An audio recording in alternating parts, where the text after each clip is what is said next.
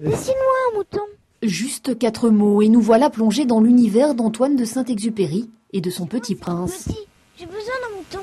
Dessine-moi un mouton.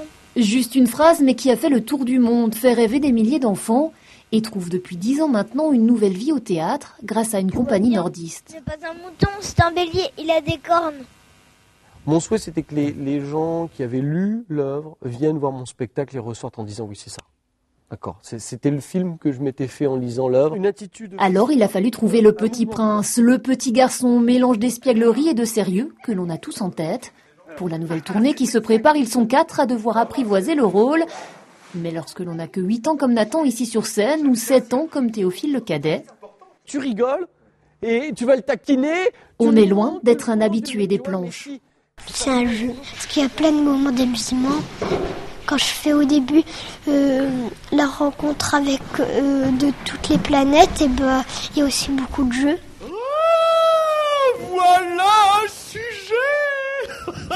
Comment peut-il me connaître puisqu'il ne m'a encore jamais vu? Il y a le texte, il y a les déplacements, il y a tout ça.